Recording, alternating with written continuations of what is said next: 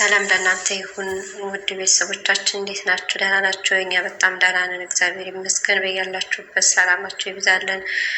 ሰብስክራይብ፣ ላይክ ስለምታደርጉን ከልብ እናመሰግናለን። ሰብስክራይብ ያላደረጋችሁ ሰብስክራይብ፣ ሼር እንድታደርጉልን በትህትና እንጠይቃለን። የኦርቶዶክስ እምነት ተከታዮች የሆናችሁ እንኳን ለሆሳዕና በዓል በሰላም አደረሳችሁ አደረሰን። አሜን።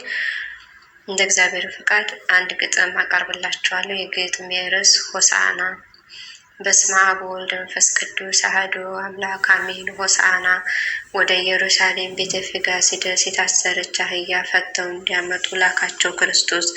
እነዚህ ለጌታ ያስፈልጋሉና የታሰረችውን አምጡልኝ ፍቱና። ኢየሩሳሌም ሆይ ላሳይሽ በጎነት ላሳይሽ ትሕትና፣ እልል በይ ዘምሪ እያልሽ ሆሳዕና።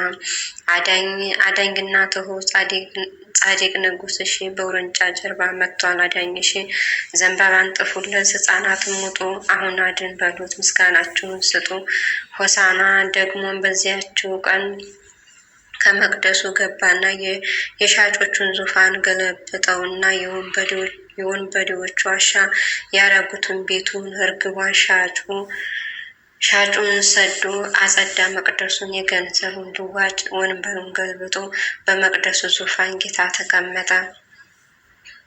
ከሚጠቡትም አፍ ምስጋና አዘጋጀ። አምላክነቱንም ላለማወጀ የምትቀድሙት የምትከተሉ ሆሳዕና እያላችሁ ባሪያ የሚሰማ መዝሙር ረታችሁ። አቤቱ ጌታ ሆይ አሁን አድን በሉት። ልብሳችሁን ዘርጉ፣ ዘንባባ አንጥፉለት፣ አሁን አድን ብለን መተናን በመንፈስ በውርንጫ ጀርባ። አምላካችን ሲደርስ የዘካርያስ ትንቢት አልቀረም ተፈቷል። በውርንጫ ጀርባ ንጉሳችን መጥቷል። አሜን። በያላችሁበት የክርስቶስ ሰላም ይብዛላችሁ። ሁላችሁን